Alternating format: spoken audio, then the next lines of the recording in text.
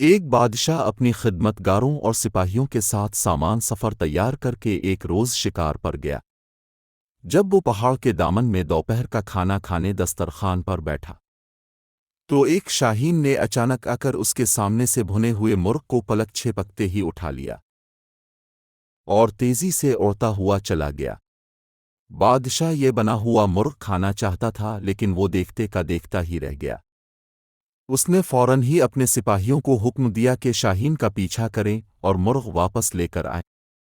فوراً ہی لشکر روانہ ہو گیا یہاں تک کہ شاہین کا تعاقب کرتا ہوا پہاڑ کے دامن میں جا پہنچا، اور اس کے بعد جب سپاہیوں نے دیکھا کہ شاہین پہاڑ کی دوسری جانب جا چکا ہے تو فوراً ہی یہ سپاہی گھوڑوں سے اتر گئے اور پہاڑ کی بلندی پر جا پہنچے گے۔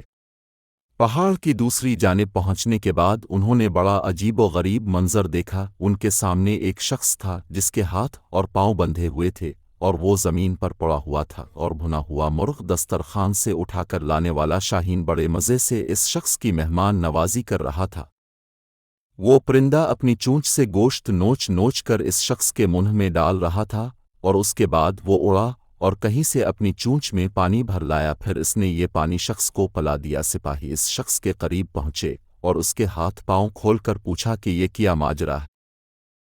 تو اس نے سپاہیوں کا شکر ادا کرتے ہوئے بتایا کہ میں ایک تاجر ہوں، تجارت کے سلسلے میں اپنا مال و اسباب لے کر جا رہا تھا کہ راستے میں ڈاکوؤں کا سامنا ہو گیا، وہ میرا مال و اسباب لوٹ کر لے گئے۔ وہ چاہتے تھے کہ مجھے قتل کر دیں، لیکن میں نے ان سے التجا کی کہ وہ مجھے جان سے نہ مارے۔ وہ کہنے لگے ہمیں اس بات کا ڈر ہے کہ تم کسی طرح آبری تک پہنچ جاؤ گے، اور اس کے بعد ان لوگوں نے مجھے اور میرے خچر کو باندھ دیا اور چلے گئے۔ پھر دوسرے دن یہ پرندہ میرے لیے کہیں سے روٹی لے کر آیا، اور آج یہ بھنا ہوا مرغ لے آیا ہے۔ روزانہ 2 مرتبہ یہ پرندہ میری مہمان نوازی کرتا ہے۔ بادشاہ کو جب اس بات کا علم ہوا تو اس کی زندگی میں انقلاب آ گیا۔ وہ کہنے لگا افسوس ہے ہم پر کہ ہم ایسے خدا کی خدائی سے غافل رہیں جو اس انداز سے اپنے بندوں کو رزق فراہم کرتا ہے اور اپنا نظام چلاتا ہے۔ یہ کہہ کر بادشاہ نے اپنی حکومت سے کنارہ کشی اختیار کر لی اور اپنے زمانے کا عابد و زاہد شخص بن گیا۔